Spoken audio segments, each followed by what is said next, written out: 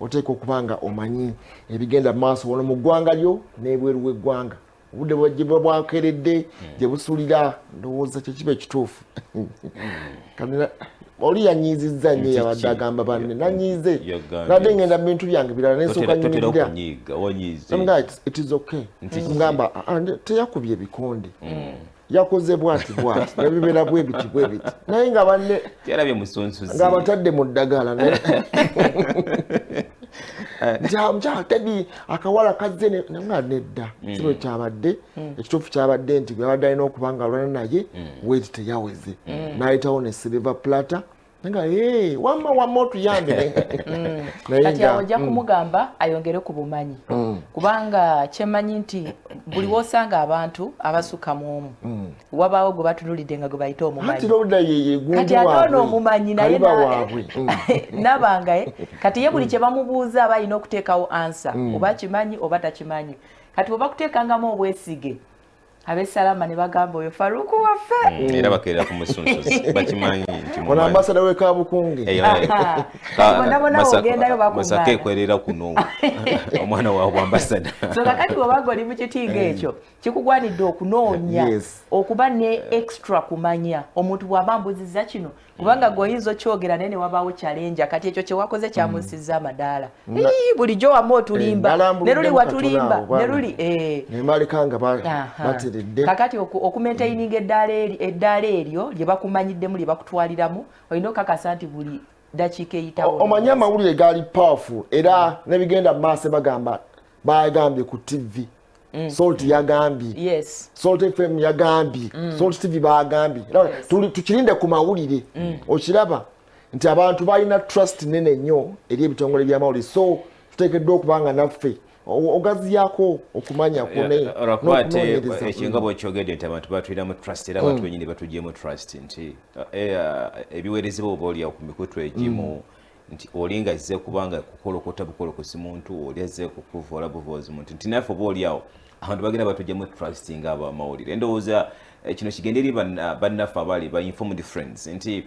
mu mbeera y'emu nga emikutu n'abantu bakyagenda maaso n'okuba nga balaba amawulire naddala mu angles endala ffe tusigale ku mulamwa okulaba yadde social medias weziri Facebook weziri abekiwa ebiri gwe aweereza ku mukutu gonna kwoweerereza baganda baffe bakulu baffe tusigale ku mulamwa than okudda ku muntu okumuvumirira okumukolokota ethically nobanga weewunzi sort at the end of the day ne tukaba nti bane twetaaga democracy ya media eberenga etambula ngegera naye nga ffe abaweereza oba oliawo betuweereza obola nayo byera bya kibogwe so kuma amawulire okusigalawo by the way nabaweereza ku mikutu osooka n'obuuza bazze batya okuweereza mu mikutu egyo bo bagwanidde okuweereza ku mikutu egyo luli president ng'ayogera eri eggwanga mu covid wali abantu babikoowanga tulinde abamawulire banaabazize ku makya naye kaffe tubaawo paka wamaliza ssaawa 5 n'obeerawo n'obikwasaganya bulungi n'okeera ku makya oba nobayitiramu awo mpolampola abakyatunula naye nga twewa obuvunanyizibwa okugenda maaso okusavinga n'olwaleero agenda kudda katono nnyo ku nsonga Faruku gy'agambye oyogedde ku nsonga ey'enkizo bannamawulire tuteekeddwa okusigala ku mulamwa naye ate kaakati challenge eriwo eri nti emikutu gy'amawulire nagyo gyafuuka mikozi gya nsimbi tojja kuginenya kubanga waliwo demand behind government yagereka ebisale ebiteekeddwa okukola ki okusasulwa n'akasimbi akayitirivu k'omanyi omudiri ogwetaagise n'okumaintaininga munda olina okufuna eza gavumenti ofune n'ezigenda okulwaninga wano eno generally kaakati okwo kwe kusoomooza okuliwo nti ekyo bwe kyajja kati ne media houses oba bannamawulire turespondinga ku demand y'abantu ziri ethics and atwazirika gamba wekyokulabirako amawulire saawa zino kakati saawa zino weekanganga ebintu ebisinga okukolebwa saawa zino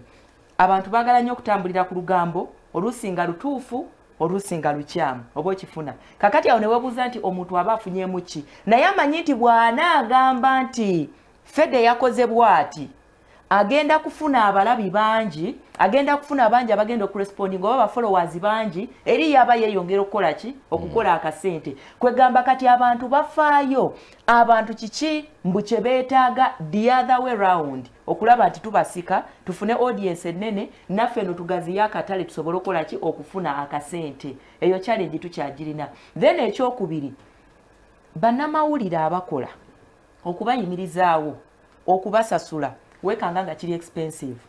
okufuna omuntu ali professional akusabe obukadde 5 obukwate obuwa omuntu ogu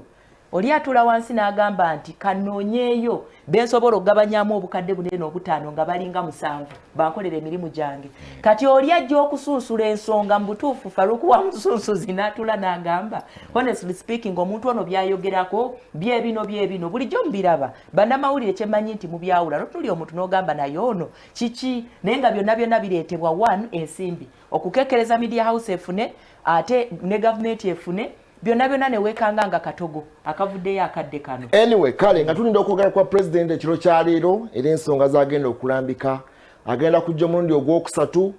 mu weeks 2 mu weeks 2 ayogeddemu emirundi 3 ogwali gugenda kubeera gwakusatu abantu bangi bali eyo bagamba twakooye agenda tugamba biti naye tugamba wuliriza gwena bwa tomwagala jamu kimu byayogedde boolyawo tomanya agenda gati bintu byatugamba luli tabi agenda okuddamu naye byagenda tomanyi sigwa mutekedde script gyagenda okubeera gasoma kubanga agenda kujja nawe osobola okufuna n'ogamba kati agenda kujja bice bibadde bitambula mulundi ogwasoma yatugamba kiku byali biriwo naye toggwamu knowledge is power beera nga owuliriza naawe mwekyo mujja okujja okuinternalizinga omanye ebintu bitambula kijja kuba kiri omuntu okera ku makyo gwa president yagamba ekikazi naye nga namulirizaako nakyo namanyi wadde naye byonna eyo gundi eyo nkyamu bias nkyamu omuntu bwakola ekintu omulundi ogusooka bansobi omulundi ogwokubiri naye bansobi omulundi ogwokusatu kiba ki guba muze ate bwasukawo awo nekiba nekifuuka ki kakati mu lwogera olwasooka bw'oyitako mu bantu bagamba omulundi ogwasooka bwe yajja yatugamba motoka z'amasannyalazi zezigenda okutambuza omulundi ogwokubiri ekyo kati ne bakijjawo ne bagala tugamba muliro oguzikiza kubanga ne mulundi ogwasooka era yayogera ku muliro ogutawanya abantu bali ku mulundi ogwokubiri najja ne solution y'oguzikiza eyo nawe wagitususulira wano kati ku mulundi ogwokusatu wano kikyagenda okuleeta ekirala omuntu atunuulira n'abiteeka ku mizaani n'agamba naye bino byonna ebyogerwako biina connection ki n'ekintu ekinyiga kati nze nebaza kimu UCC etteeka lyateekawo buli mukutu okulaga omukulembeze w'eggwanga kubanga singa gwali mukutu gumu kyandibadde oba oliawo kinekyo kirala and present ndowooza abantu balina okukimanya nti talina kwogera obolego kyagala kuwulira alina kwogera kuteekerateekera ggwanga oli president wa ggwanga si wakyalo oba wamuluka so bwayogera ku nsonga z'emmotoka z'amasannyalaze atajetinze olugendo obwo gye tutambula gye tulaga bwayogera ku nsonga y'okulaba nti waliwo okusomezebwa okw'enjawulo abanduuza era naawe oba okitegere nti omuntu ali mu nteekateeka z'okubanga ateekerateekera abantu be tajja ku ensonga lwaki yagamba nti olina kubanga olengerera wala wekaza inedda nze kyenjogera kyekyo kuba president kyekyo bani abafudde ebyefuna bifa biri wano wokka mu nsawo y'abantu tebiri wano wokka naye mu mawanga amalala gye bifudde bavuddeyoko ne ka solution atudde butuuzi wano nabbanja saba minisita amafuta tugaggyeko ne weziba nusu 5 ka solution nti akawunga tukasazeemu ate emisolo gyegenda okuvaawo gyegenda okugulira eddwaliro eddagala mu malwaliro singa sente anaaziggyako Faruku nkwegayiridde